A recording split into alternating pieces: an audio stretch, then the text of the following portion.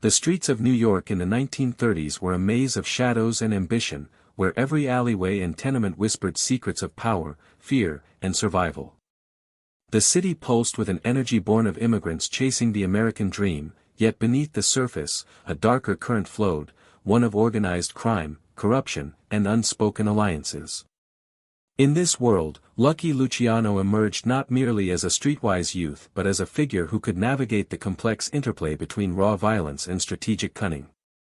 His presence was magnetic, a mix of charm, ruthlessness, and a mind that saw patterns and opportunities where others saw chaos. From the crowded docks of Lower Manhattan to the smoky back rooms of speakeasies, Luciano observed, learned, and adapted, understanding that power was not merely taken, it was cultivated, nurtured, and, most importantly, protected. He quickly realized that muscle alone could not guarantee survival or dominance in the criminal underworld. Influence extended beyond the street, reaching into the offices of City Hall, the precincts of the police, and the private chambers of those who held political sway. Luciano's genius lay in recognizing that true control required a dual mastery of fear and favor, intimidation and negotiation. He forged relationships with figures whose names rarely appeared in newspapers, men who could bend the law without ever touching a gun.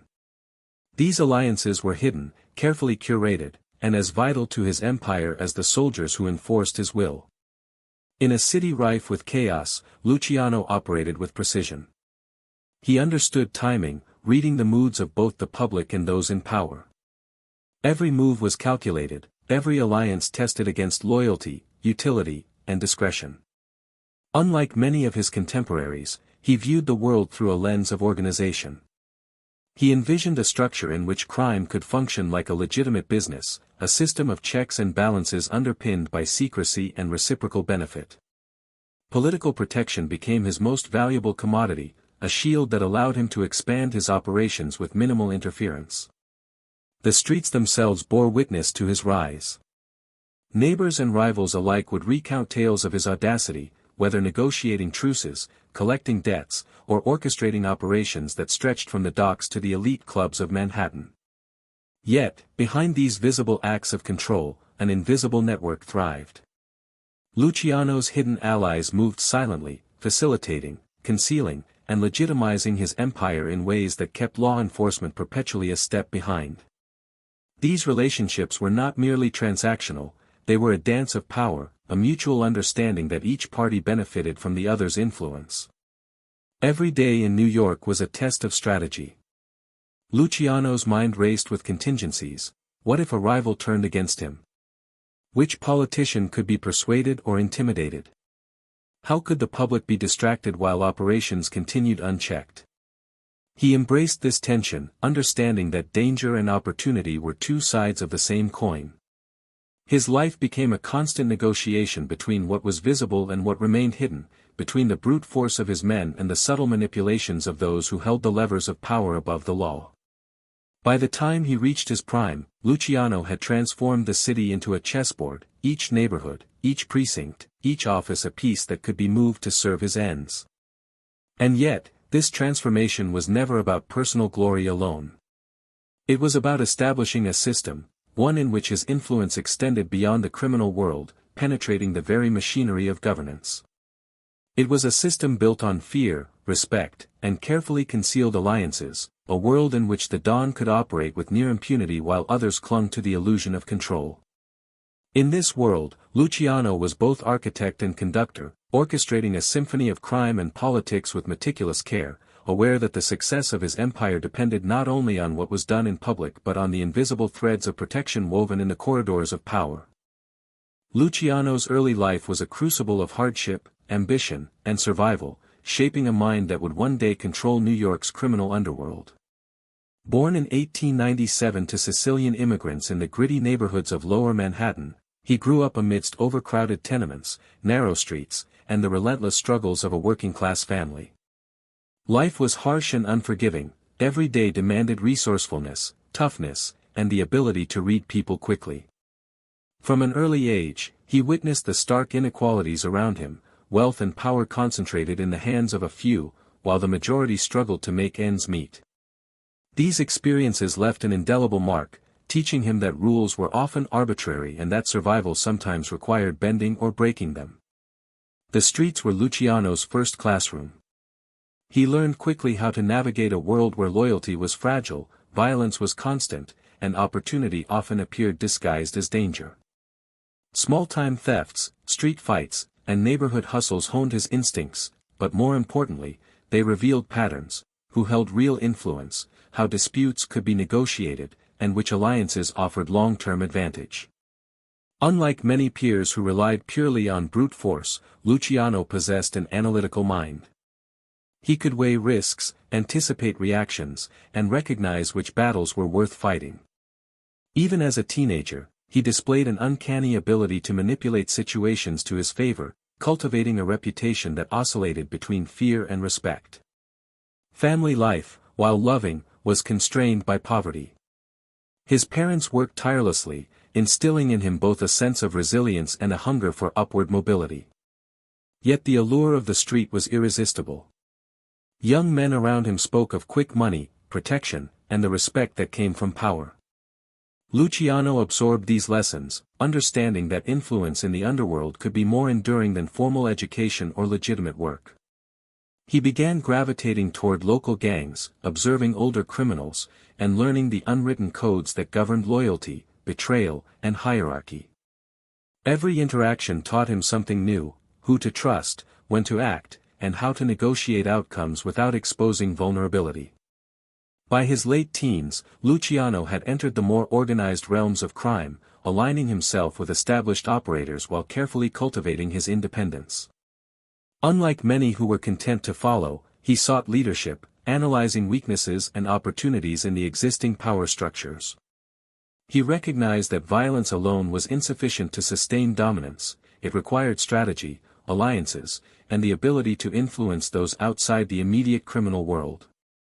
He learned to identify potential allies in unexpected places: politicians, law enforcement officers, and community figures, beginning to lay the foundation for the protective networks that would define his later career. Education in the streets extended beyond survival; it encompassed psychology, negotiation, and perception management. Luciano developed a keen understanding of human behavior, studying reactions, testing limits, and exploiting fear when necessary. He saw the advantage of being both charismatic and ruthless, alternating between charm and intimidation to achieve his goals.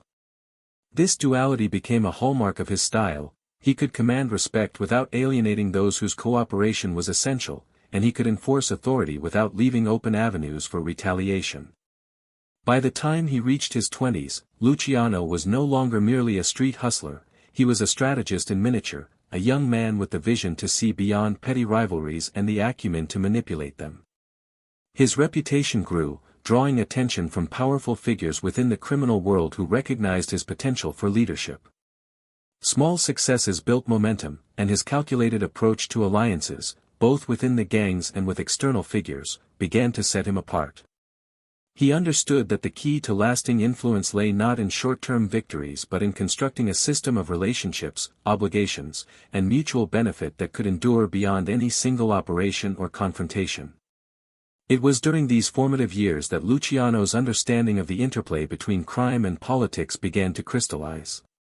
He observed that the law could be flexible when applied selectively, that politicians and law enforcement officials could be persuaded, or coerced, to serve purposes beyond their official duties. This realization would later become a cornerstone of his strategy: the creation of an empire protected not just by muscle and fear, but by carefully cultivated alliances in the highest echelons of power.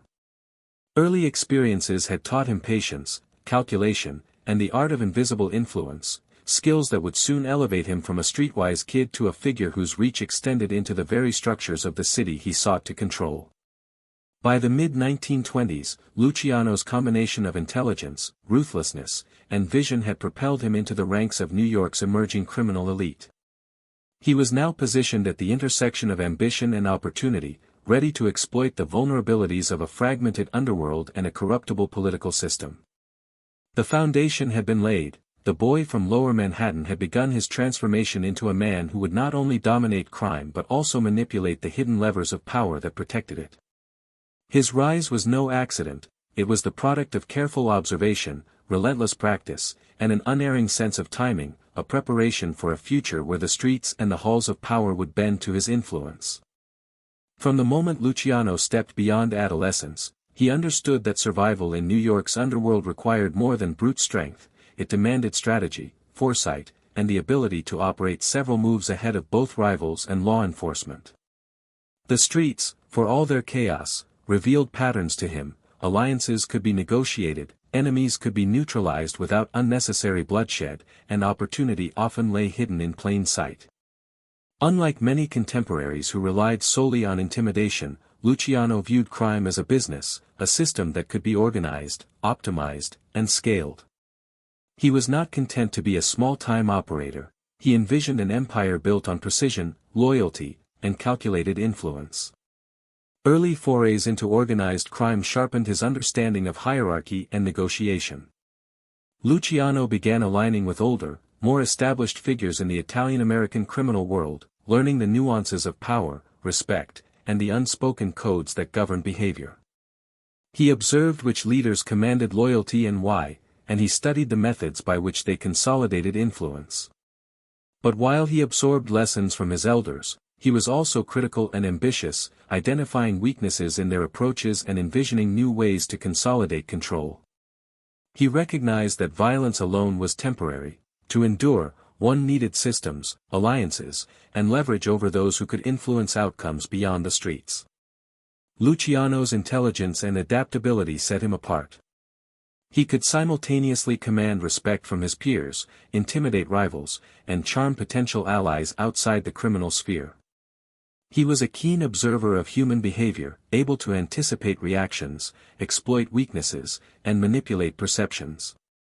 His ability to balance aggression with diplomacy made him a natural strategist.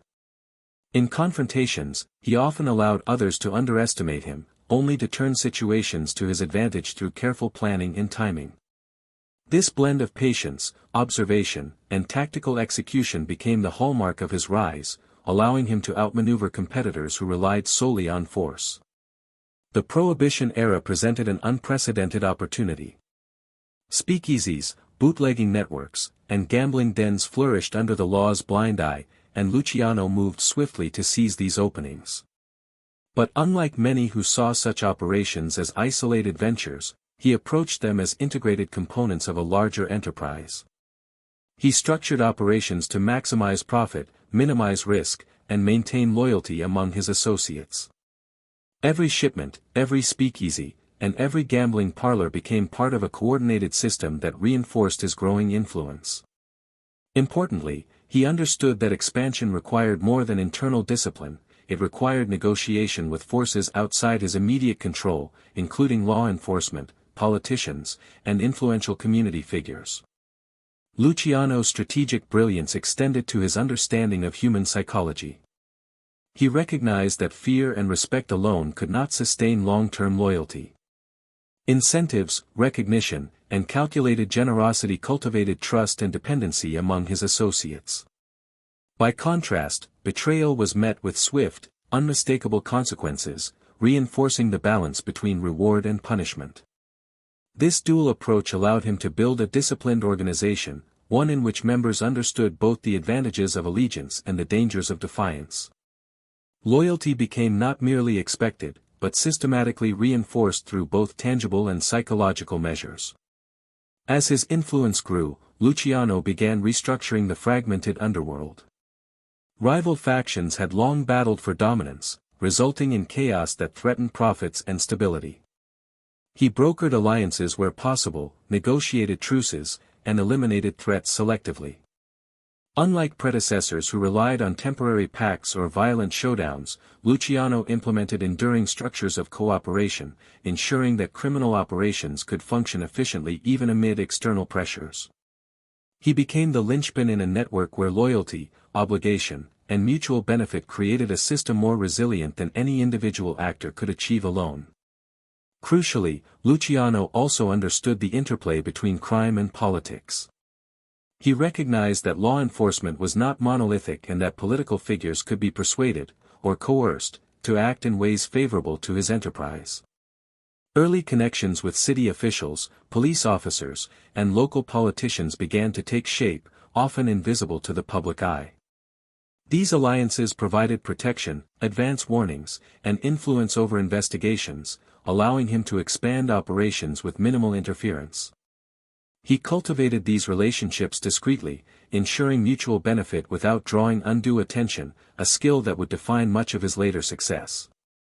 By his late 20s, Luciano had transformed from a street-level operator into a strategic leader whose vision extended across the criminal landscape.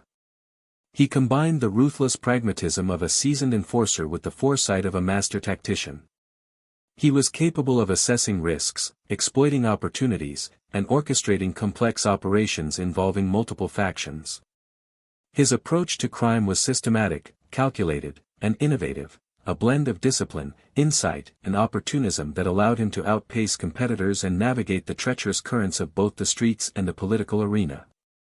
The rise of Luciano was not marked by sudden violence or reckless ambition but by methodical expansion, strategic alliance building, and an unerring sense of timing.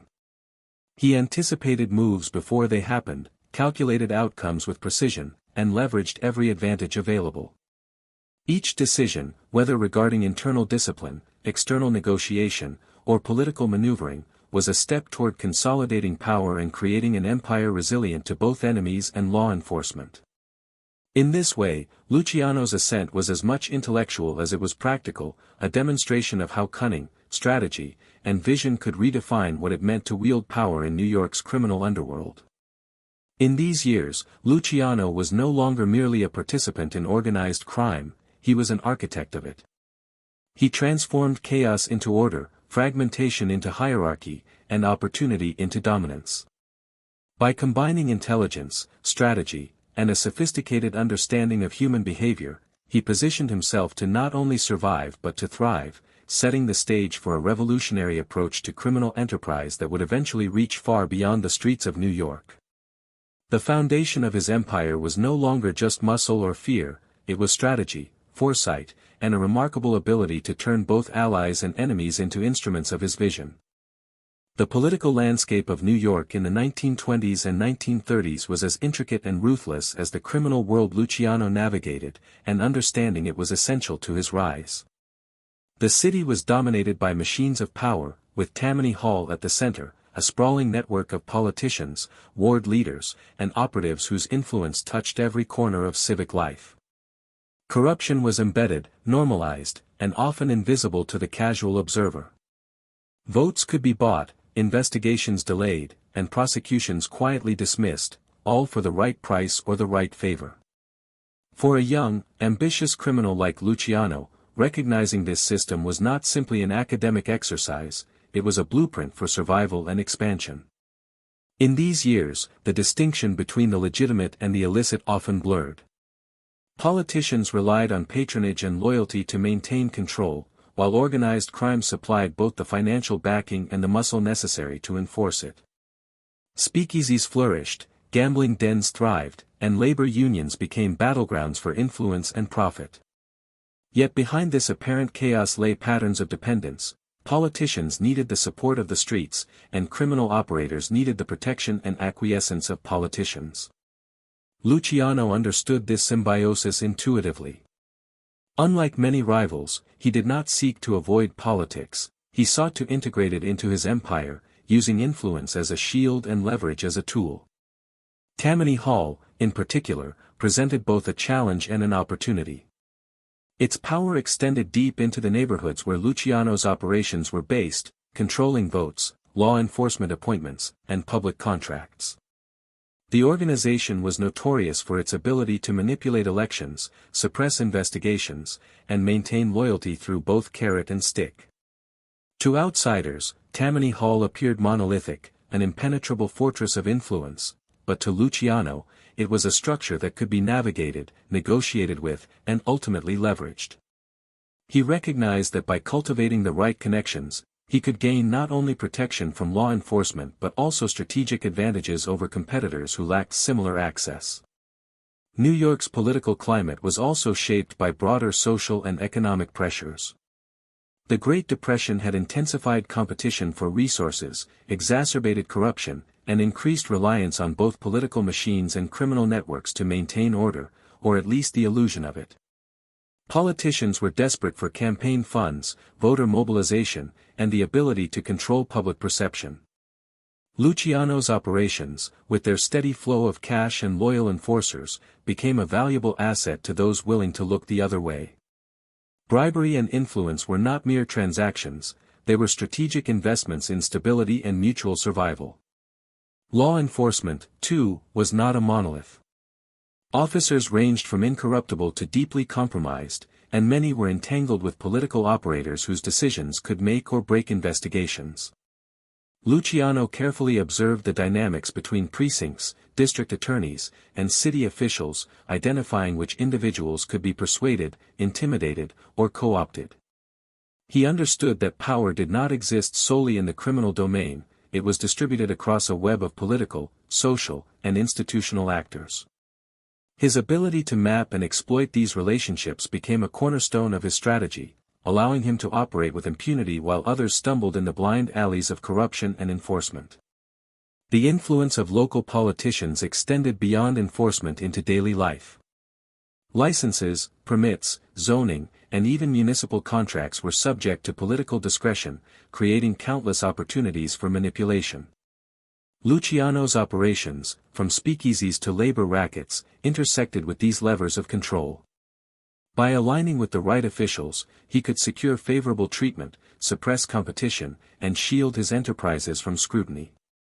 These alliances were rarely public, they were built on trust, mutual benefit, and the unspoken understanding that discretion was as valuable as loyalty.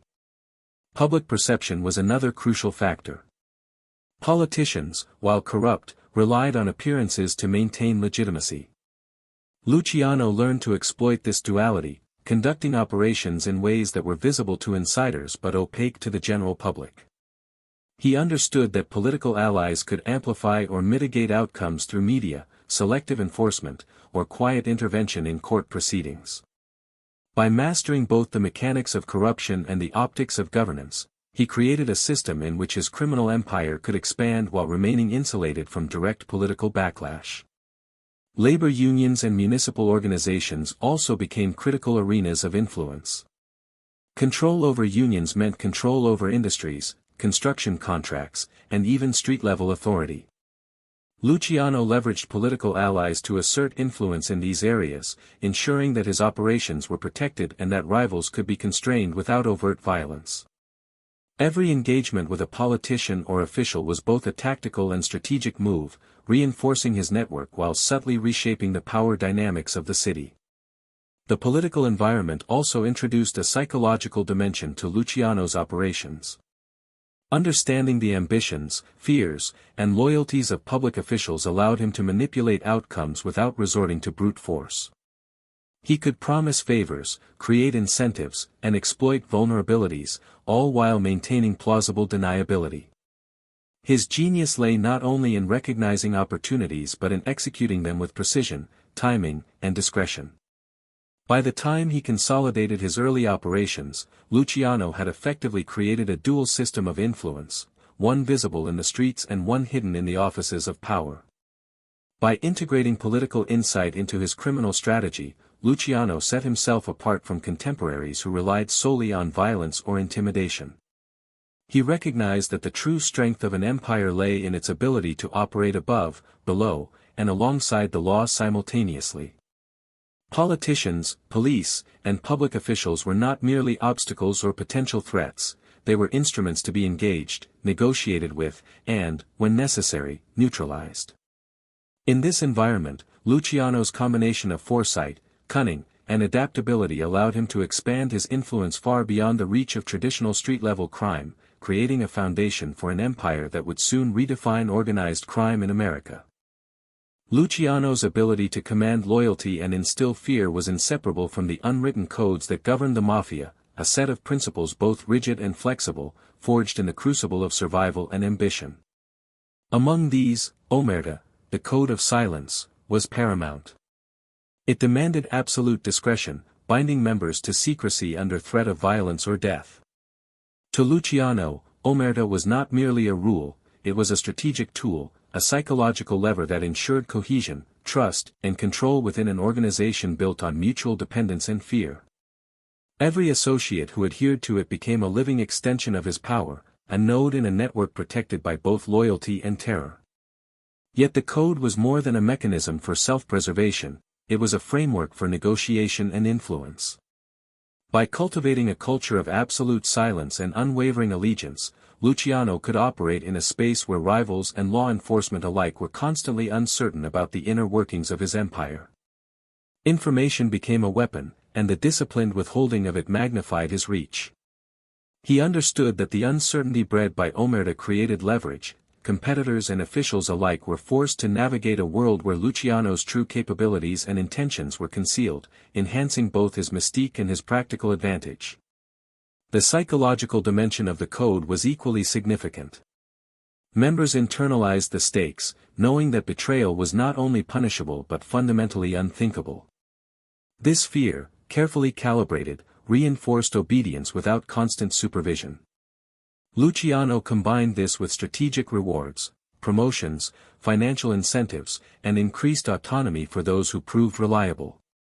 In this way, the code became a living system of reinforcement, simultaneously instilling loyalty, incentivizing performance, and deterring dissent. Each act of fidelity strengthened the structure of the organization, while each transgression, whether punished swiftly or allowed to fester as a warning, reinforced the consequences of disloyalty. The operational advantages of omerta were profound. Within his network, Luciano could coordinate complex operations across multiple territories and sectors with minimal risk of leaks. Orders could flow efficiently from the top, executed by trusted subordinates who understood both the stakes and the rewards. Even as the empire expanded into gambling, bootlegging, and labor rackets, the code ensured that every actor understood their role within the system and the consequences of stepping out of line. It was the psychological architecture that allowed him to manage a sprawling and often volatile organization without succumbing to chaos. Beyond internal discipline, the code also served as a buffer against external threats. Law enforcement, often hampered by corruption, lack of evidence, or fear, found itself confronting an enigmatic adversary whose inner workings were shielded by silence. Informants were scarce, witnesses were intimidated, and prosecutions became difficult or impossible. Luciano's ability to maintain this barrier of secrecy was a testament to both his organizational skill and his understanding of human behavior. He knew how to instill fear without provoking rebellion and how to cultivate loyalty without fostering complacency. Yet omerta was not merely about fear, it was also about perception. By ensuring that his organization projected unity and discipline, Luciano created an aura of invincibility. Competitors perceived a monolithic entity, even when internal tensions existed, while politicians and officials regarded him as a calculated and controlled figure rather than a reckless criminal. The code allowed him to manipulate the optics of power, presenting a front that reinforced his influence while concealing vulnerabilities. In this sense, omerta was as much about control of narrative as control of action, shaping perceptions in a way that enhanced both authority and mystique. Luciano complemented the code with a pragmatic understanding of human ambition and weakness. He knew that loyalty could not be demanded indefinitely without reinforcement and that fear alone could provoke rebellion if misapplied. Thus, he combined the rigid expectations of silence with tangible incentives, wealth, protection, and advancement for those who performed their duties reliably. By balancing coercion and reward, he created an organizational culture that was resilient, disciplined, and adaptive. Associates internalized their roles not just because they feared punishment but because they recognized the personal advantage of adherence and the strategic necessity of secrecy. The moral and psychological dimensions of the code extended beyond practical enforcement, they shaped identity. Members were not merely employees or soldiers, they were part of a system that demanded allegiance to principles greater than individual desires. Omerta became both shield and identity, a framework that governed conduct, loyalty, and the very concept of honor within the criminal underworld. Luciano understood that by embedding these principles into the psyche of his organization, he could achieve a cohesion and predictability rare in a world defined by volatility, ambition, and violence. Through this disciplined enforcement of omerta and related codes, Luciano was able to consolidate power, expand operations, and navigate the treacherous interplay of crime and politics.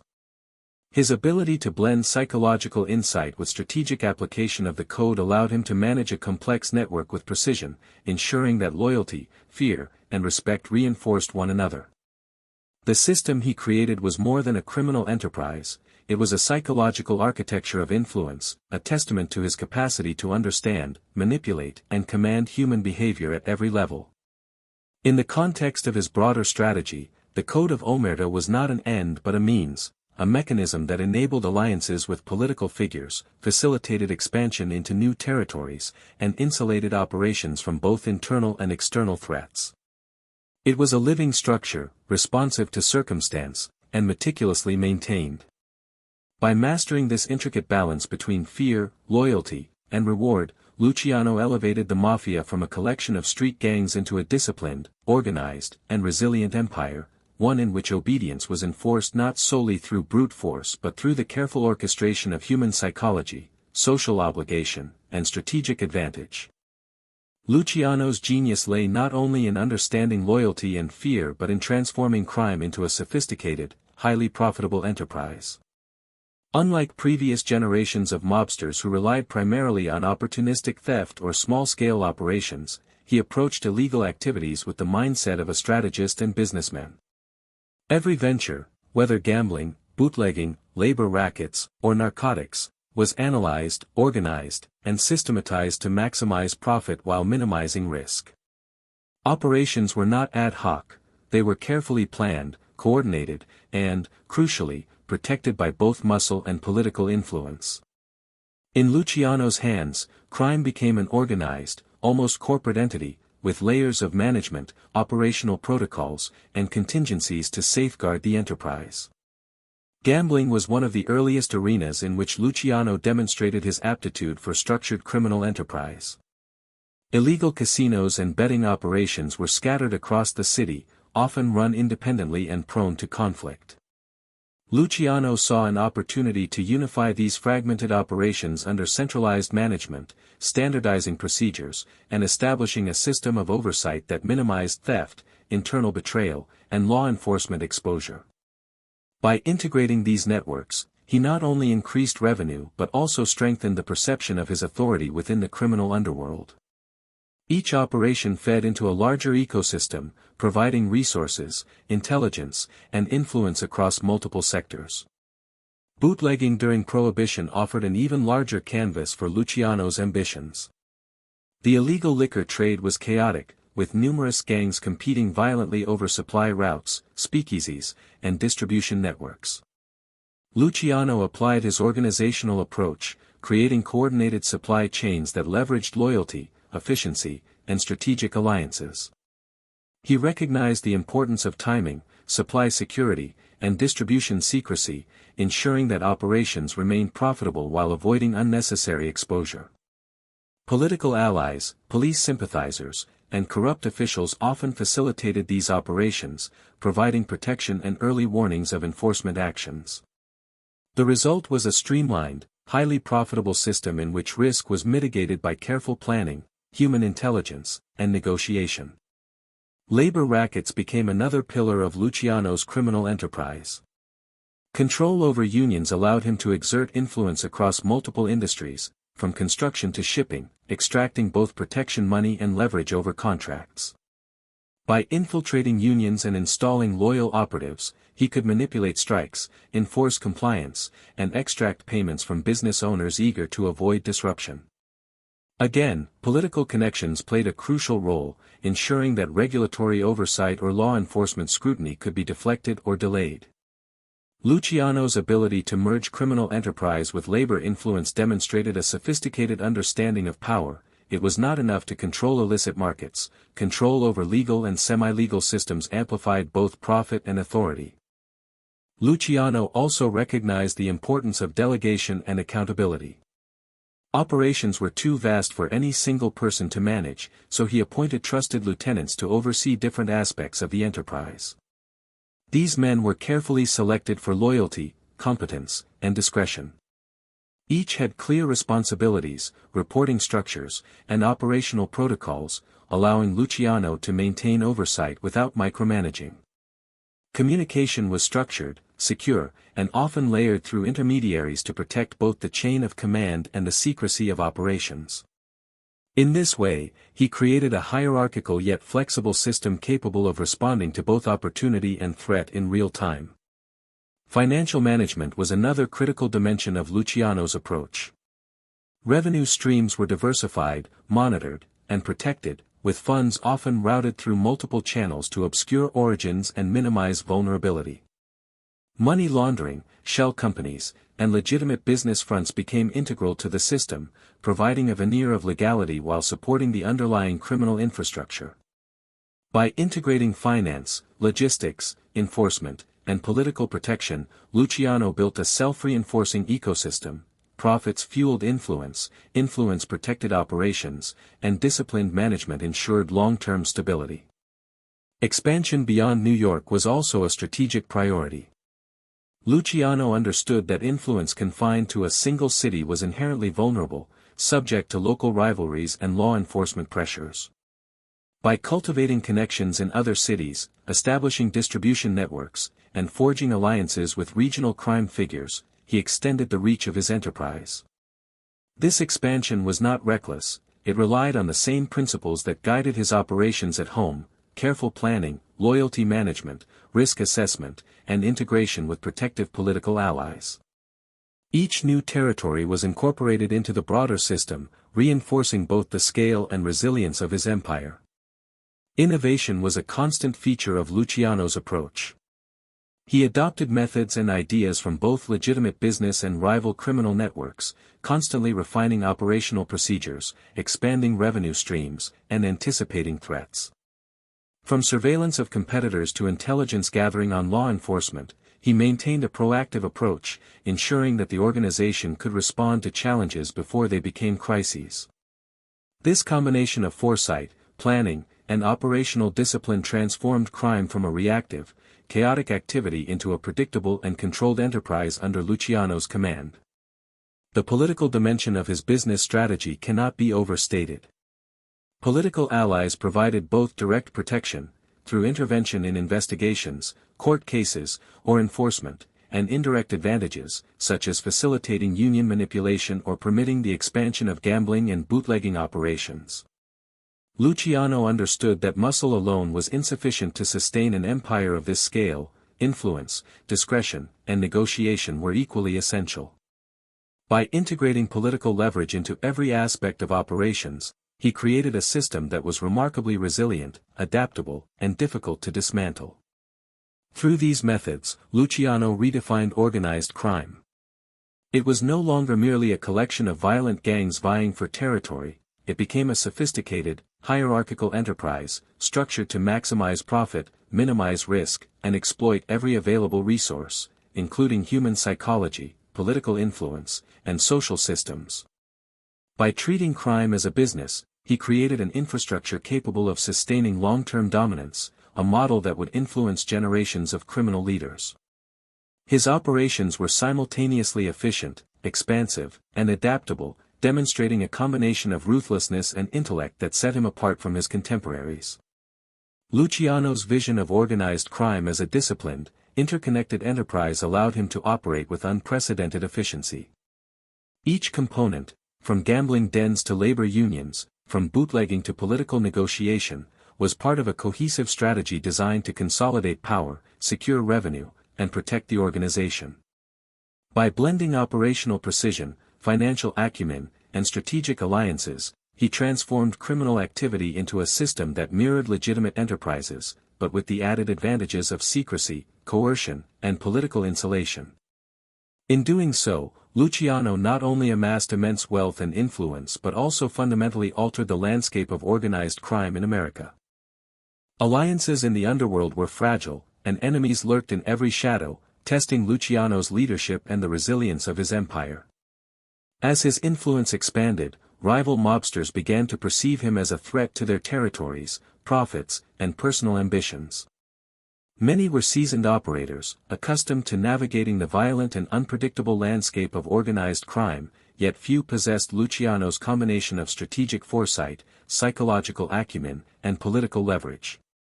The tension between cooperation and competition defined every interaction, each handshake, meeting, or negotiation carried the weight of potential betrayal.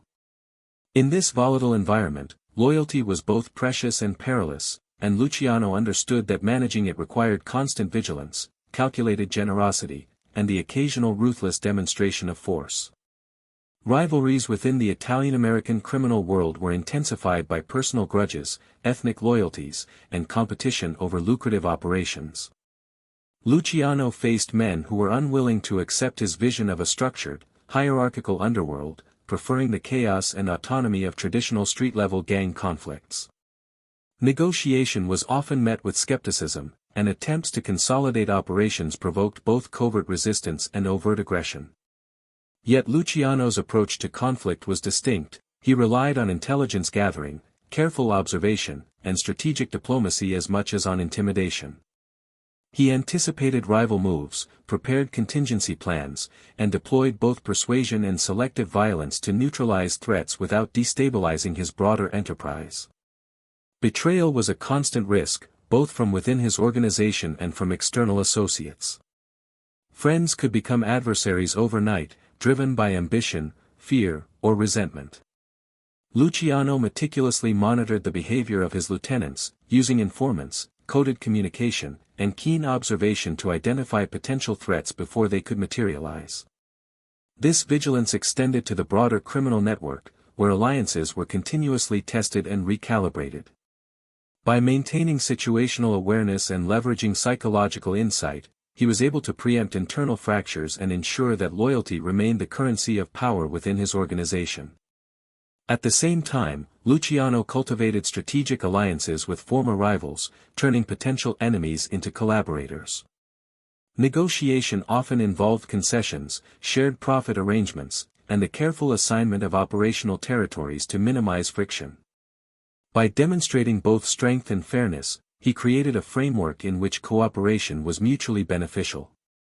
Rivals who might have sought open conflict recognized the advantages of alignment with Luciano, both in terms of protection and profitability. In this way, he transformed the underworld from a series of isolated factions into a more cohesive, albeit still dangerous, network under his influence. Political alliances further complicated the dynamics of power and rivalry. Some competitors lacked the same access to protective officials, law enforcement, and political insiders, creating an asymmetry that favored Luciano. He used these connections not only to shield his operations but also to exert pressure on rivals, subtly influencing legal outcomes, regulatory decisions, and enforcement actions in ways that maintained his advantage. The ability to operate both within the streets and through invisible channels of influence allowed him to manage conflicts with a level of sophistication that few could match. The psychology of fear and respect was central to his strategy. Demonstrations of force were carefully calculated, never gratuitous, and always designed to send a clear message to both allies and rivals. Violence was a tool of discipline and deterrence, reinforcing the code of loyalty while reminding observers of the consequences of defiance. Yet Luciano paired coercion with incentives, understanding that fear alone could provoke instability. Promotions, financial rewards, and increased autonomy were used to reinforce allegiance, creating a culture in which loyalty was rational as well as obligatory. Rival factions often attempted to test Luciano's network, probing for weaknesses or exploiting lapses. Each challenge was met with a blend of intelligence and assertiveness. Luciano would analyze the motivations behind aggression, identify allies among adversaries, and deploy resources strategically to neutralize threats. Sometimes, this involved negotiation, other times, decisive action was required to remove obstacles permanently. Each intervention was designed to maintain the equilibrium of his empire while reinforcing the perception of both omniscience and inevitability, a leader whose reach extended beyond immediate visibility. The interplay between internal discipline and external conflict defined the psychological architecture of his organization. By maintaining strict oversight, clear hierarchies, and disciplined adherence to the Code of Omerta, Luciano created a resilient network capable of withstanding both betrayal and aggression. His lieutenants internalized the stakes of loyalty, understanding that deviation could result in removal or death, while cooperation offered protection, profit, and opportunity. This balance allowed him to navigate a world in which trust was scarce and power was always contested, ensuring that the empire remained functional even under immense pressure. Political and criminal spheres were not entirely separate in these struggles.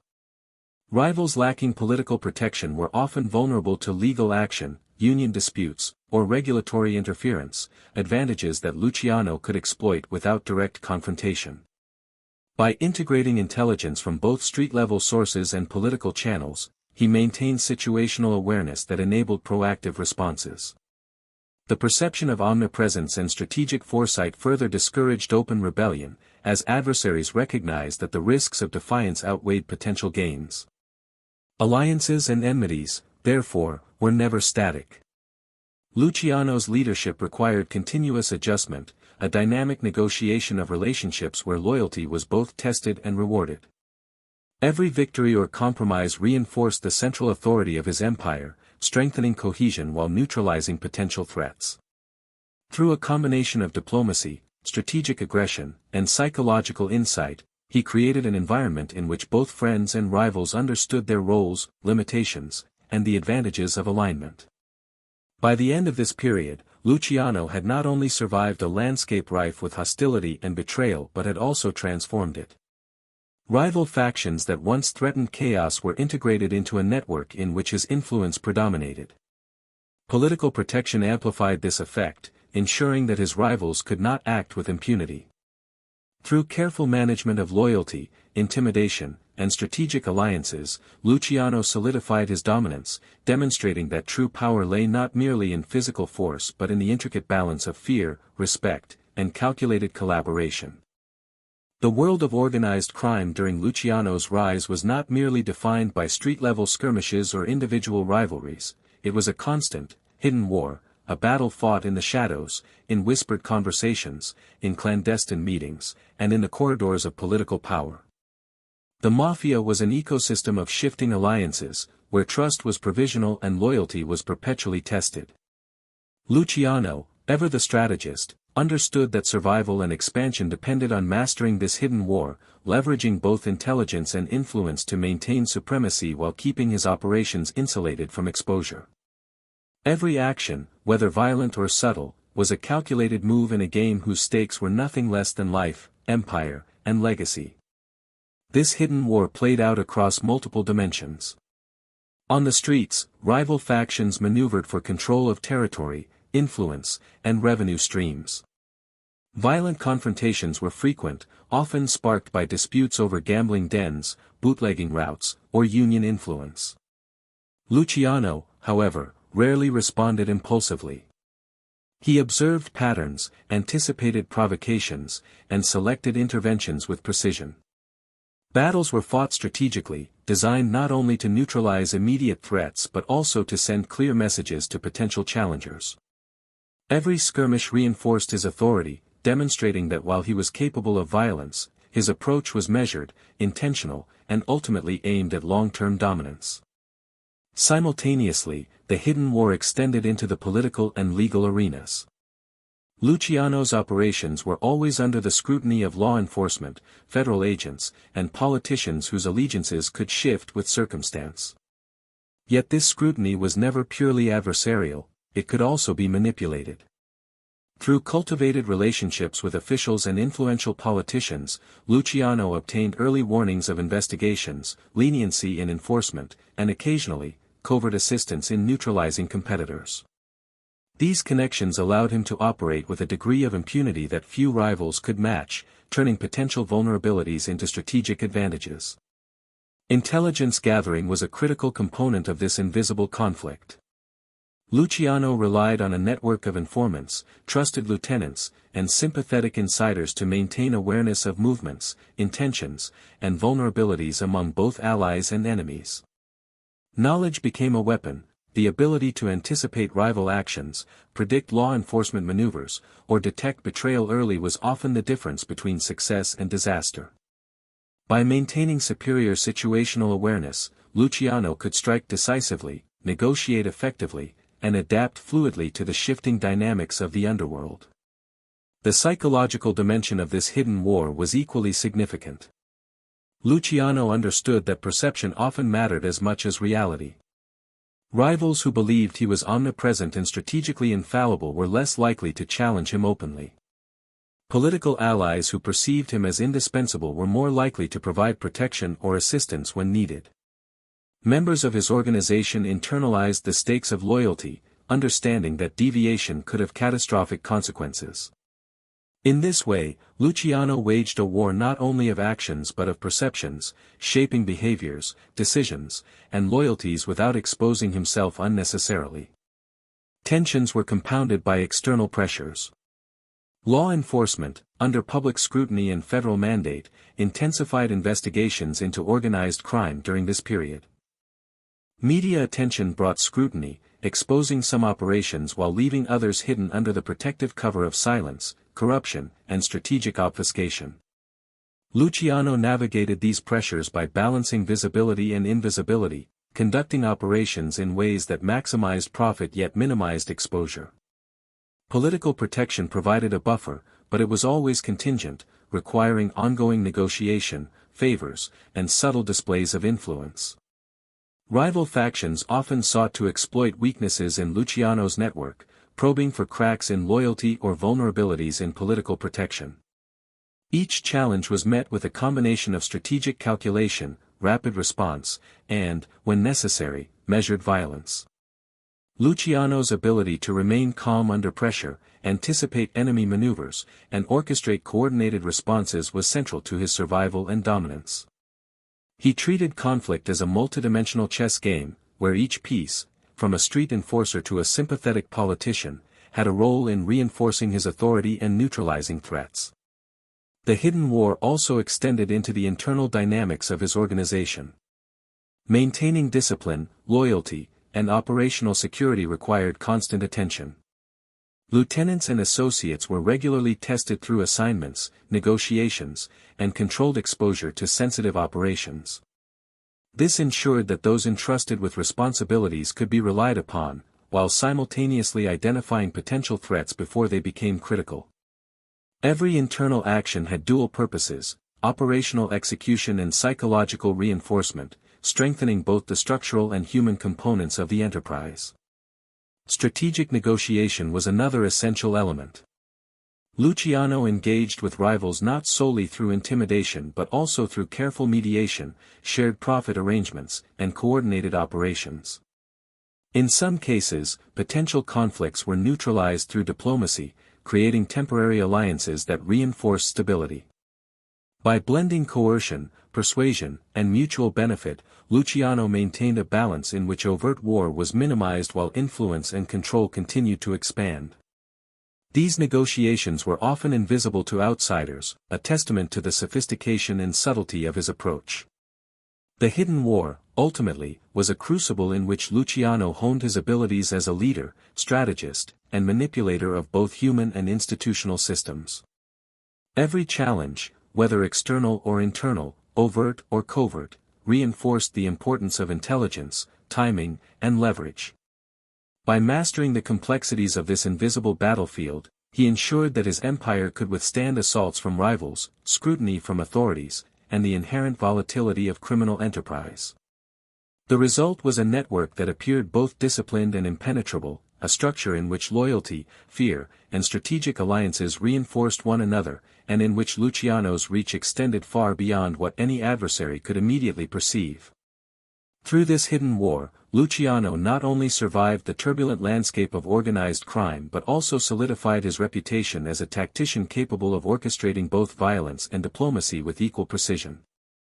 The empire he built was resilient, adaptable, and protected by a combination of fear, loyalty, and strategic foresight.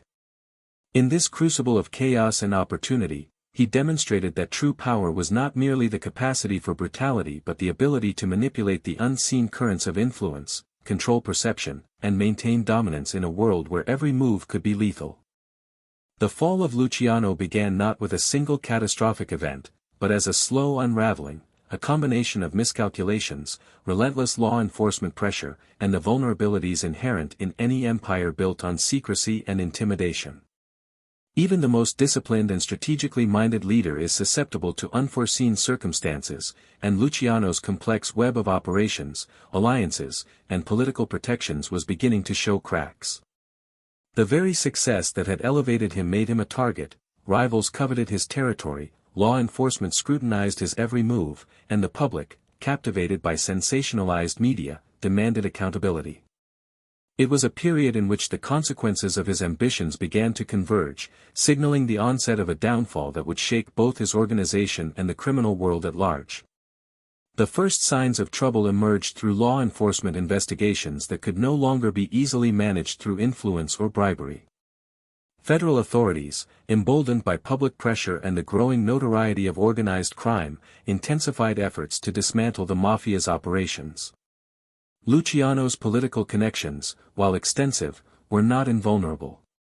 Some officials grew weary of association with a criminal figure of such prominence, others were constrained by institutional oversight or shifting alliances.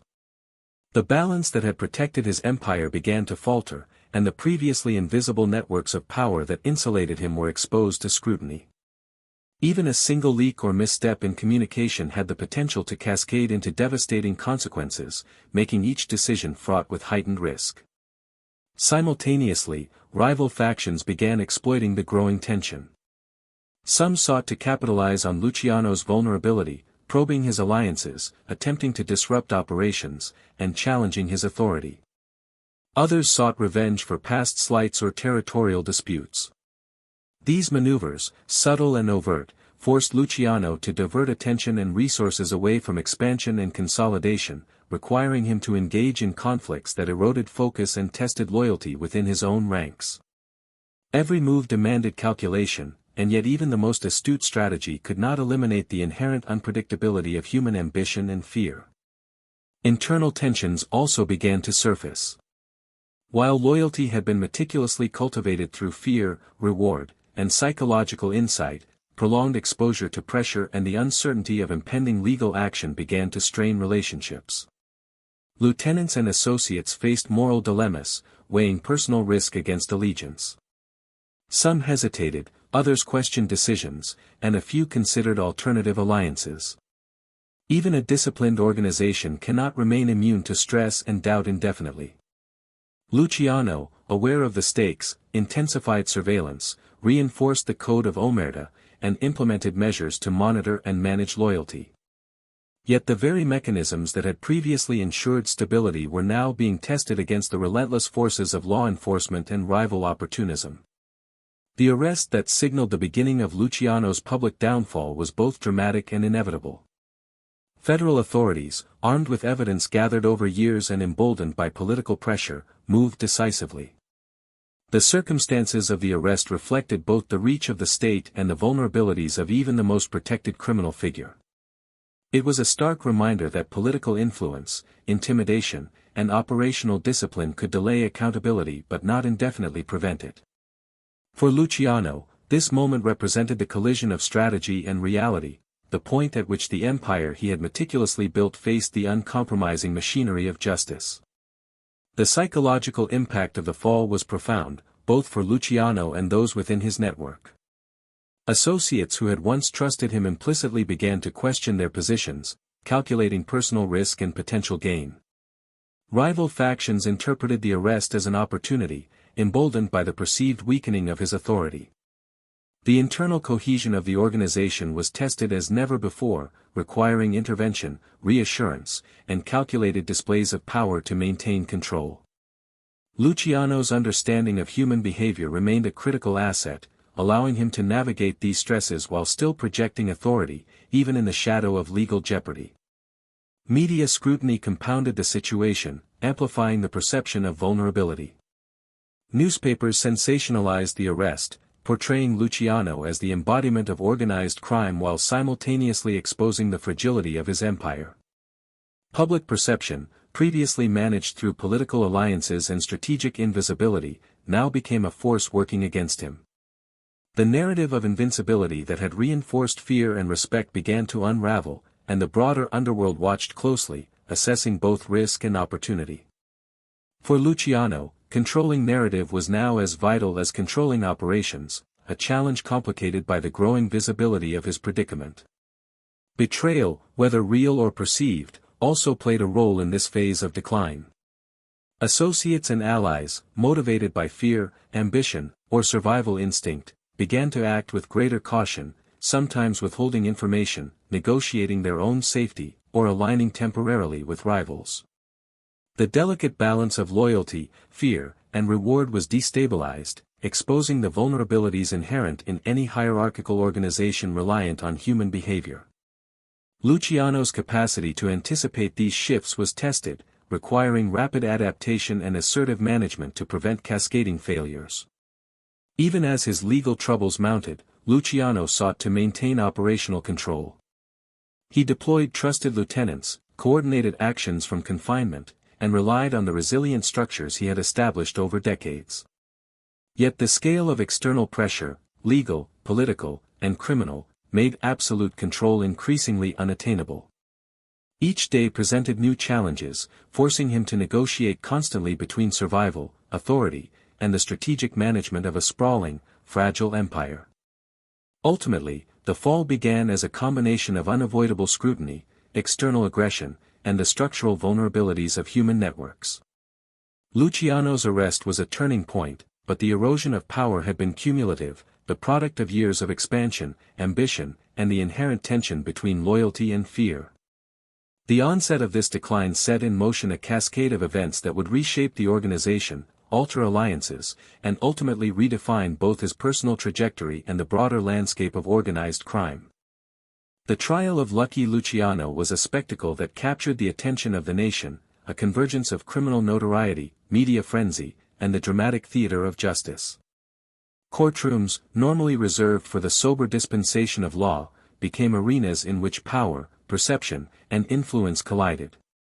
Luciano, already infamous within the underworld, now faced the concentrated scrutiny of judges, jurors, and the public alike. Every move, every word, and every expression was analyzed, not only for its legal implications but for its symbolic meaning.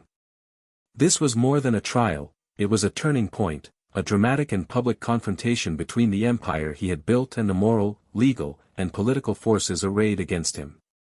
The courtroom itself was a stage, with spectators, reporters, and law enforcement personnel all playing parts in a story larger than the immediate charges.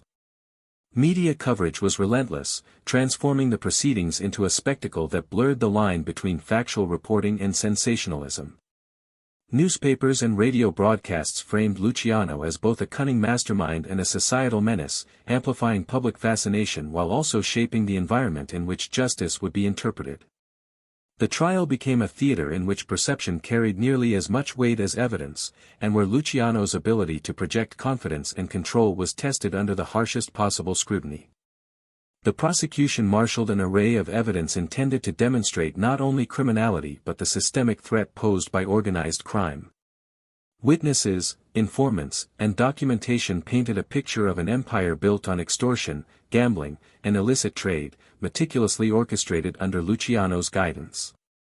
Every piece of evidence was carefully selected to undermine both his credibility and his authority, framing him as a figure whose influence extended far beyond the street level into the very institutions meant to protect society.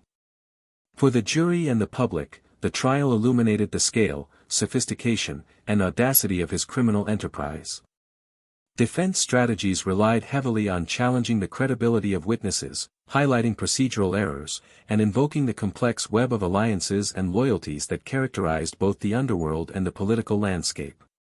Luciano's legal team worked to dismantle the narrative of omnipotence projected by the prosecution, emphasizing gaps in evidence and the difficulty of proving the full scope of influence in an organization built on secrecy.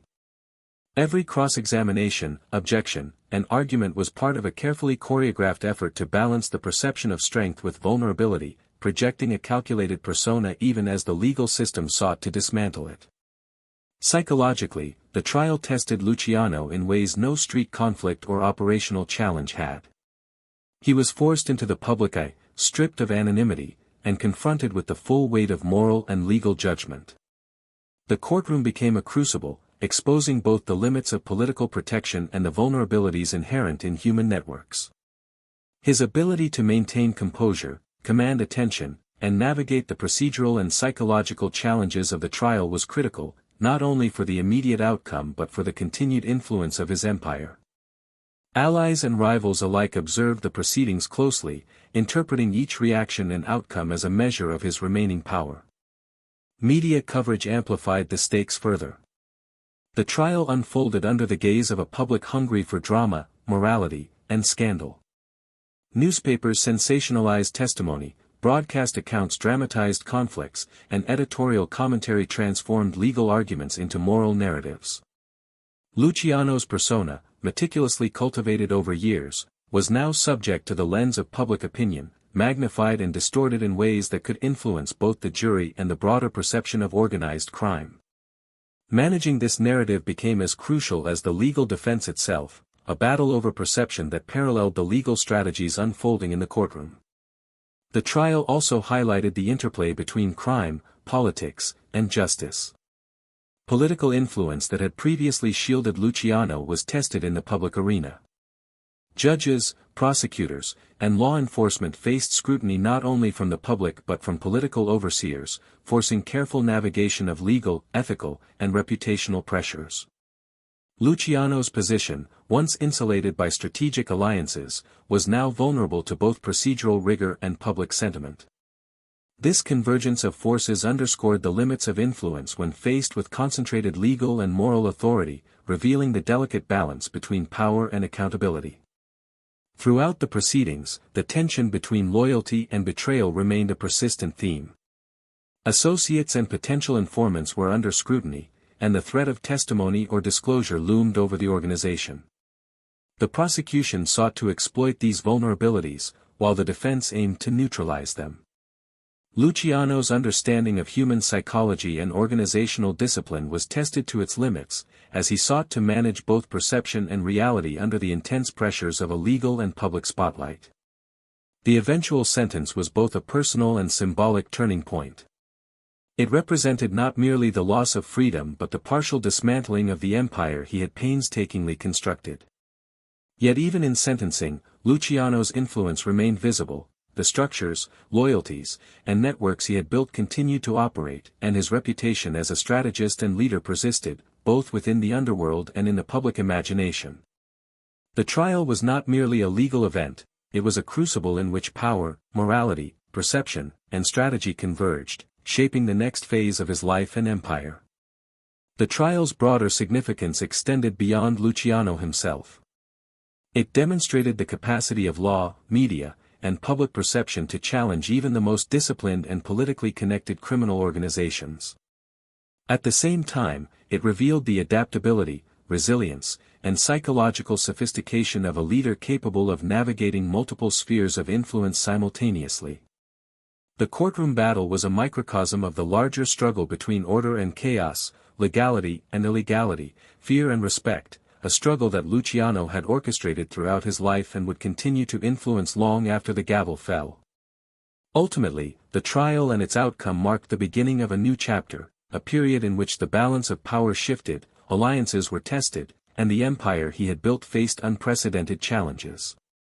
It underscored the complexity of maintaining dominance in a world where every advantage, political, operational, psychological, was subject to scrutiny, and where the convergence of law, public opinion, and human ambition could reshape even the most sophisticated criminal enterprise. Luciano's navigation of this crucible would define not only his immediate future but also the enduring legacy of his methods, strategies, and influence on organized crime. Even behind the walls of prison, Luciano's reach extended far beyond the confines of his cell, a testament to the intricate networks and disciplined structures he had built over decades.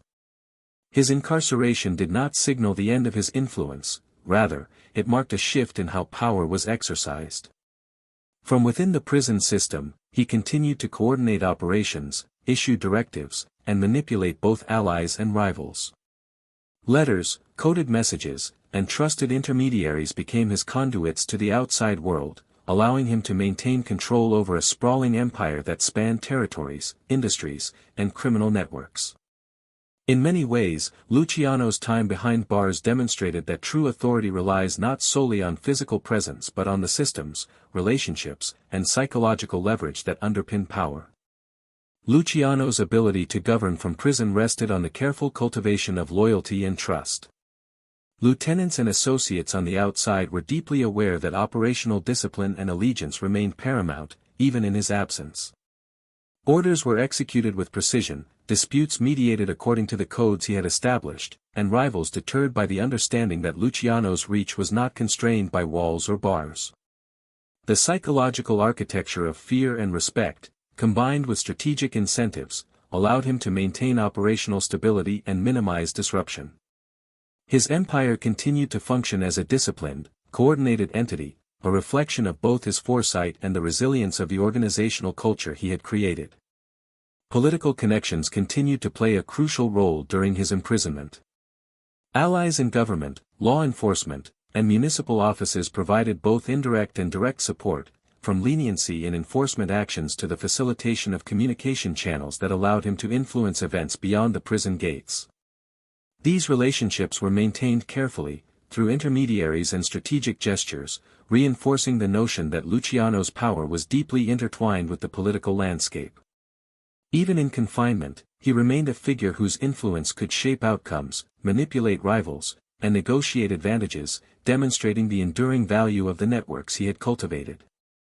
The criminal enterprise itself required constant management. Decisions regarding profits, territorial disputes, labor rackets, and union influence could not pause because the head of the organization was behind bars. Luciano relied on a combination of formal delegation and informal counsel, empowering trusted lieutenants to act within clearly defined parameters while retaining ultimate authority. The hierarchical structure, reinforced by the Code of Omerta, ensured that directives were followed, disputes were resolved according to established protocols, and the integrity of the empire was maintained. Even in his absence, the systems he designed functioned efficiently, reflecting his strategic brilliance and understanding of organizational psychology. Rival factions continued to test the limits of his power, but the perception of Luciano as omnipresent and unassailable often deterred overt challenges. Fear, respect, and the careful orchestration of influence created an environment in which even competitors recognized that direct confrontation carried unacceptable risks. Some attempted subtle encroachments, seeking to exploit potential gaps in communication or authority, but Luciano's network was resilient, and the psychological impact of his continued oversight ensured that most rivals proceeded cautiously. His reputation, meticulously cultivated over years, became a force multiplier, reinforcing loyalty and compliance without the constant need for physical enforcement. Maintaining influence in prison also required adapting to the limitations of confinement. Luciano developed methods to communicate securely, monitor operations remotely, and influence decisions through trusted intermediaries. Letters, coded language, and controlled interactions with visitors became tools for sustaining oversight and reinforcing authority. He understood the importance of perception. Associates outside had to believe that his power remained intact, that decisions were being made with strategic foresight, and that loyalty remained rewarded. The ability to maintain operational credibility under such constraints highlighted Luciano's mastery of both human behavior and organizational design. Even as legal and political pressures mounted, Luciano found ways to navigate challenges, turning potential vulnerabilities into strategic opportunities. He leveraged public perception, insider influence, and careful negotiation to manage outcomes, demonstrating that leadership was as much about psychological insight and manipulation as it was about direct control. This ability to adapt, to maintain authority in the face of confinement and adversity, reinforced his image as a calculating and resilient figure, capable of sustaining an empire under conditions that would have destabilized lesser leaders. The social and economic influence of Luciano's operations did not diminish during his imprisonment. Revenue streams continued to flow, political alliances remained active, and operational directives were executed with precision. The empire he had built was a living structure, capable of functioning independently of his immediate presence, yet deeply dependent on the loyalty, discipline, and competence of those he had cultivated. This duality, autonomy paired with oversight, was a hallmark of Luciano's organizational genius, ensuring both continuity and adaptability. Psychologically, the experience of ruling from prison reinforced the importance of perception, loyalty, and strategic foresight. Associates learned that authority was not confined to physical proximity but extended through networks, influence, and the disciplined execution of a shared code. Luciano's ability to project power remotely strengthened his credibility, reinforced obedience, and mitigated the risks posed by external threats. Even in the most restrictive circumstances, he remained a central figure in the criminal and political ecosystem, a reminder that true power is as much about control of perception and human behavior as it is about direct action. Ultimately, Luciano's tenure behind bars demonstrated that leadership in organized crime was not merely about physical enforcement or intimidation, it was about the strategic orchestration of systems, relationships, and psychological levers. By maintaining operational control, political influence, and the loyalty of his organization from prison, Luciano redefined what it meant to wield power in the underworld. His ability to sustain authority under extreme constraint further solidified his legacy, illustrating that the structures, culture, and networks he had meticulously built were as critical to his empire as any act of violence or negotiation he had undertaken in his rise to dominance. After his release from prison, Luciano faced a world that was both familiar and irrevocably changed. His power, while still formidable, was now circumscribed by legal restrictions, political scrutiny, and the consequences of his past conflicts. Deportation loomed as both punishment and an opportunity, a forced removal from the landscape he had meticulously dominated, yet also a chance to reassess, strategize, and navigate a new phase of influence. Luciano approached this period with the same calculated pragmatism that had defined his rise. He understood that survival required adaptation, that control could be exercised in multiple dimensions, and that legacy depended as much on reputation and networks as on direct operations. Italy became both a refuge and a stage for reinvention. Though exiled, Luciano was far from powerless. He retained connections that spanned continents, networks of operatives, and the respect, or fear, of associates who continued to view him as a central figure in organized crime. Even from abroad, he monitored operations in the United States, maintained lines of communication with trusted lieutenants, and influenced strategic decisions. Deportation did not sever his reach, it transformed it. Luciano demonstrated that physical presence was secondary to the orchestration of systems, the management of loyalty, and the subtle exertion of influence across borders. His exile also brought personal reflection. Stripped of immediate control over his empire, Luciano confronted the limitations of power, the consequences of betrayal, and the impermanence of dominance. For a man who had built an empire on precision, loyalty, and strategic foresight, these limitations were both challenging and enlightening. He began to consider the broader implications of his life, the psychological mechanisms he had employed, the political relationships he had leveraged, and the social and economic impact of his operations. Exile forced a philosophical reckoning, a period in which personal ambition was tempered by the recognition of forces beyond any one individual's control. Luciano's engagement with international affairs further demonstrated his strategic acumen. During World War II, he reportedly provided intelligence and logistical support to the U.S. government in exchange for favorable consideration, illustrating his capacity to turn adversity into opportunity. By aligning his interests with national objectives, he leveraged geopolitical circumstances to maintain relevance, influence outcomes, and protect his network.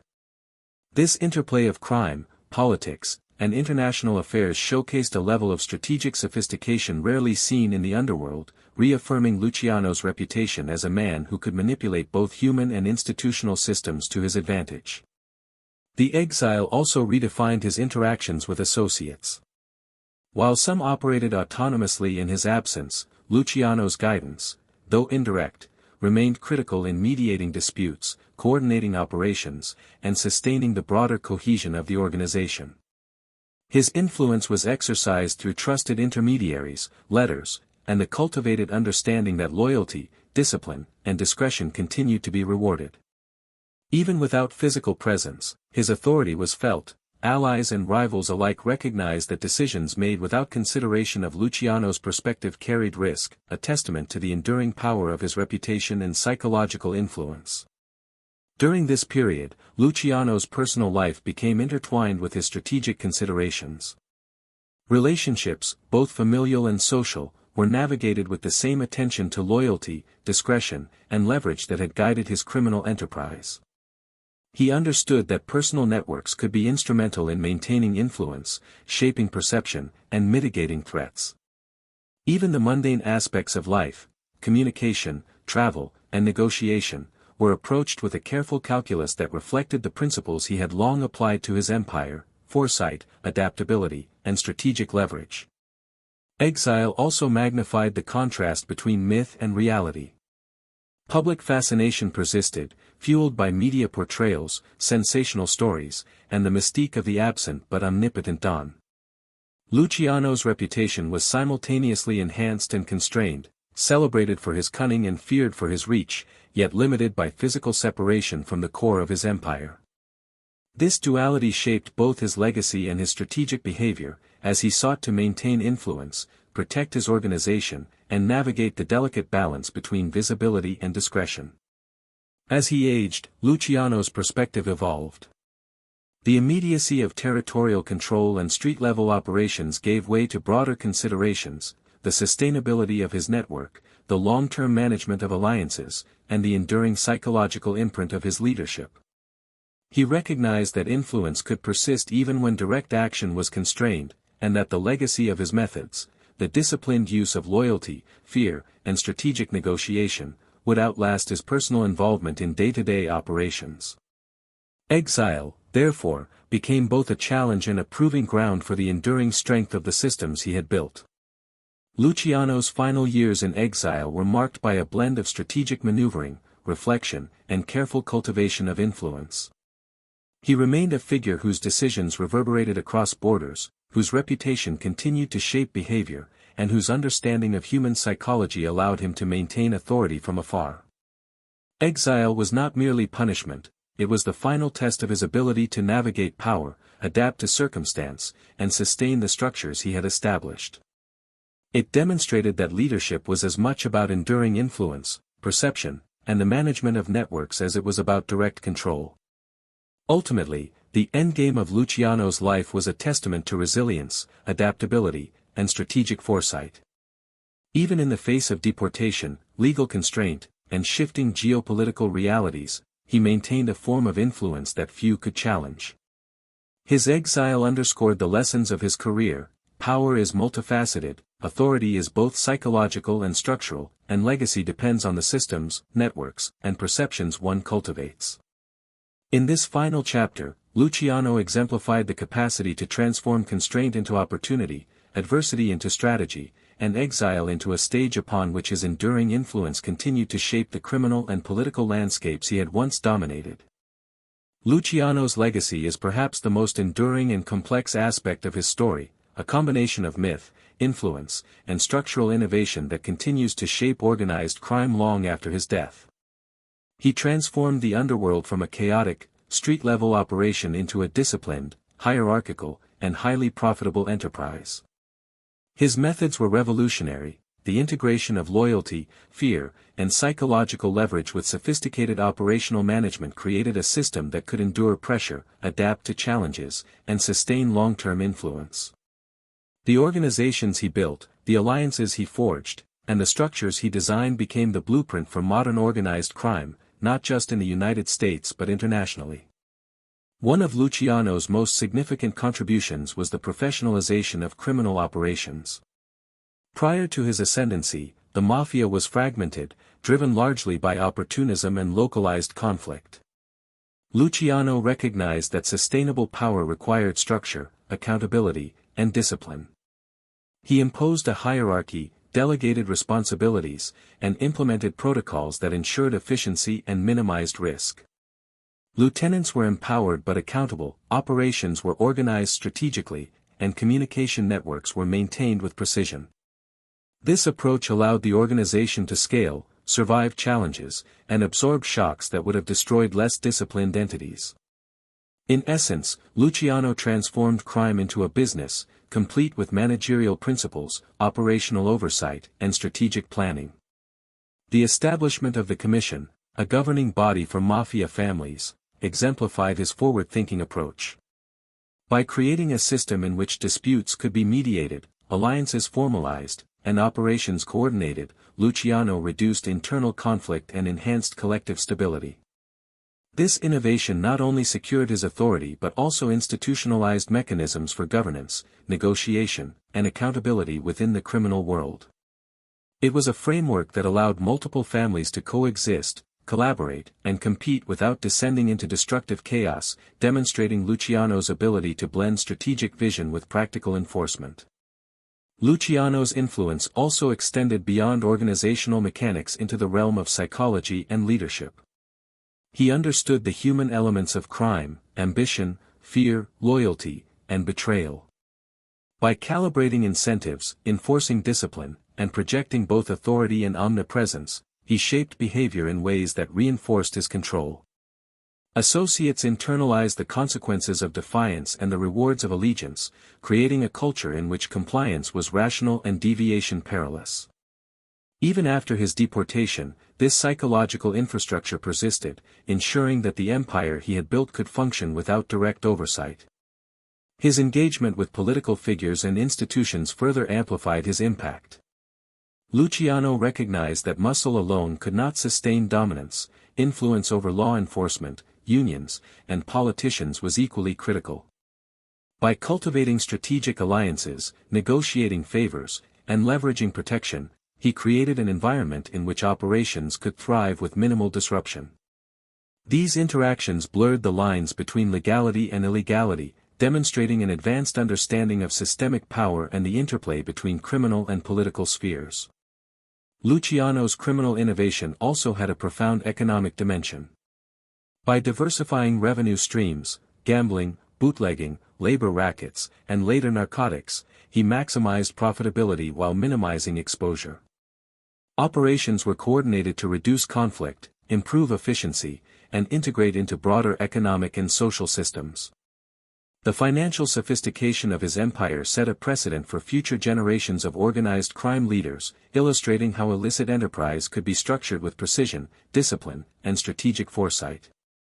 Perhaps most remarkably, Luciano's legacy is reflected in the balance he maintained between fear and respect.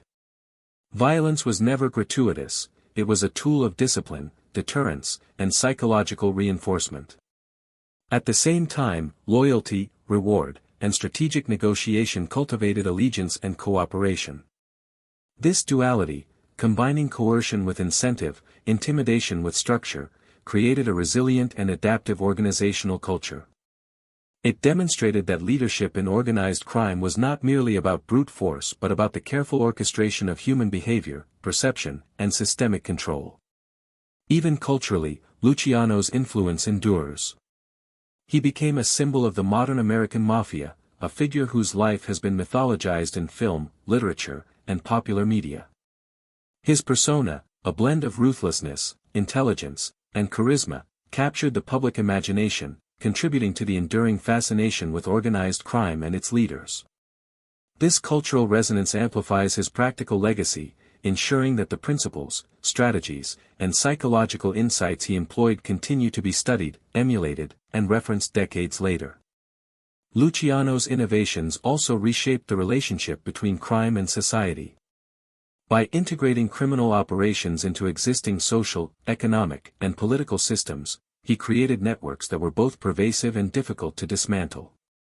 Law enforcement and policymakers were forced to contend not only with criminal acts but with sophisticated, adaptive systems of influence and control.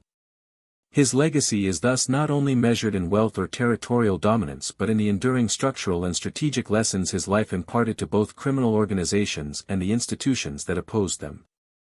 Ultimately, the legacy of Lucky Luciano is one of complexity, adaptability, and enduring influence.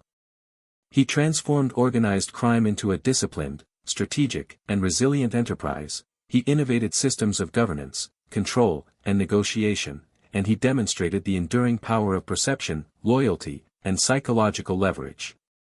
His life illustrates the interplay between ambition, strategy, and human behavior, and his impact continues to shape both criminal networks and the broader cultural imagination. The empire he built, the principles he established, and the methods he employed remain touchstones for understanding power, influence, and the sophisticated dynamics of human systems, criminal or otherwise. In the final analysis, Luciano's legacy is not merely the story of a man who wielded power with cunning and ruthlessness, it is the story of an architect of systems, a strategist of human behavior, and a visionary of organized enterprise. His influence transcended geography, time, and circumstance, leaving an indelible mark on the world he inhabited and the generations of leaders who would follow in his footsteps. Even decades after his death, the principles he employed, the structures he created, and the psychological insight he exercised remain central to the study of power, strategy, and the enduring complexity of organized crime. The story of Lucky Luciano closes not with a simple final act, but with the reverberations of a life lived at the intersection of ambition, strategy, and human complexity. By the time of his death, he had become more than a criminal figure, he was a symbol, a legend whose influence extended far beyond the streets of New York or the borders of the United States. Luciano's life is a testament to the intricate interplay between power, perception, and human behavior, illustrating how one man, through intelligence, strategy, and psychological insight, could shape an entire underworld while leaving a legacy that transcends time, geography, and circumstance. In reflecting on his journey, the contrasts are striking. He rose from the chaos of immigrant neighborhoods, street fights, and petty crime to establish an empire that combined brutal enforcement with meticulous organization, political leverage, and psychological acuity. Every act of violence, every negotiation, and every alliance was part of a larger strategy, demonstrating his capacity to operate simultaneously on multiple levels: street-level action, organizational management, and political influence. The narrative of his life is therefore not merely one of crime, but of strategic genius, a blueprint for exercising influence and control in a world defined by risk, uncertainty, and human ambition. Yet the rise was inseparable from the fall. Luciano's arrest, trial, and eventual deportation reveal the inherent vulnerabilities of power built on secrecy, intimidation, and human networks. No matter how sophisticated, every empire is subject to the pressures of law, betrayal, and circumstance. The fall highlights the fragility of influence, the consequences of miscalculation, and the tension between ambition and accountability. It underscores the complex dynamics of loyalty, fear, and trust in human systems, illustrating that even the most disciplined and intelligent leadership cannot fully insulate against external forces and shifting alliances. Despite these vulnerabilities, Luciano's control and influence often transcended physical presence. Even from prison and exile, he remained a central figure in criminal and political networks, shaping operations, mediating disputes, and guiding the behavior of associates. This period of constrained authority demonstrates a critical principle: true power is not merely exercised through force or proximity but through systems, networks, and perception. By maintaining influence remotely, Luciano exemplified the art of strategic foresight, psychological leverage, and organizational resilience, lessons that remain relevant for leaders and strategists in any domain. The duality of myth and reality is central to understanding Luciano's enduring impact. In popular culture, he is often portrayed as the archetypal mob boss, charismatic, ruthless, and calculating. While this mythologized image obscures some of the human complexities, it also reinforces key aspects of his legacy: the ability to command respect, manipulate perception, and cultivate authority. The blending of reality and legend ensures that his influence persists, not only in criminal circles but in the broader cultural imagination, shaping narratives about power, ambition, and the human capacity for both innovation and ruthlessness. Luciano's life also offers a profound exploration of human psychology. His leadership was predicated on an acute understanding of ambition, loyalty, fear, and influence. He leveraged these elements with precision, shaping behavior and expectations within his organization. Associates internalize the consequences of defiance and the rewards of cooperation, creating a culture that was both disciplined and adaptive. This psychological insight, applied to both allies and rivals, was as central to his empire as any operational strategy, demonstrating that the management of human behavior is as critical as structural or financial control in sustaining influence. The broader lessons of Luciano's life extend beyond crime. His ability to combine strategy, organization, diplomacy, and psychological insight offers insight into the nature of leadership, power, and human systems. He exemplifies how authority can be exercised through networks, influence, and perception, and how adaptive leadership requires continuous monitoring, adjustment, and strategic foresight. The interplay of ambition and consequence, loyalty and betrayal, visibility and discretion provides enduring lessons on the limits and potential of human agency within complex social structures. Even as the criminal landscape evolved, Luciano's innovations remained foundational. The commission, hierarchical organization, strategic alliances, and operational discipline became models emulated by successors in the underworld. Revenue diversification, political engagement, and psychological management set standards for future generations, ensuring that his influence outlasted both his direct actions and his lifetime. The structures, strategies, and principles he implemented became embedded within the fabric of organized crime, creating a legacy that persists in both tangible operations and cultural memory. The conclusion of his life is therefore both an ending and a continuation. While his personal empire experienced disruption through arrest and exile, the systems he built endured, guiding behavior, shaping operations, and influencing the broader criminal and political environment. Luciano's story illustrates the duality of power: it is both fragile and enduring, contingent and systemic, human and structural. Understanding this duality is essential to comprehending not only the man but the enduring impact of his methods, strategies, and vision. Ultimately, the story of Lucky Luciano is a meditation on ambition, strategy, and human complexity. It is a tale of a man who transformed chaos into order, fear into loyalty, and influence into enduring legacy. His life reminds us that power is multifaceted, that leadership extends beyond physical presence, and that the interplay between perception, strategy, and human behavior defines both success and vulnerability. In closing the chapter on Luciano, one sees not only the man and his empire but also the enduring principles of influence, resilience, and human psychology that continue to resonate long after his death. The narrative of Luciano's life leaves an indelible impression, a study of genius and ruthlessness, of structure and chaos, of human ambition and its consequences. He remains an archetype for the study of organized systems, leadership, and strategic thinking in extreme environments. His journey from street-level criminal to architect of a global underworld offers insights into the mechanics of power, the psychology of loyalty, and the enduring consequences of strategic foresight. The legend of Lucky Luciano is thus inseparable from the lessons embedded in his life, that true influence is sustained through vision, adaptability, and an intricate understanding of human behavior, and that the legacy of a leader is measured not only by what they control, but by the systems, structures, and ideas they leave behind to shape the future.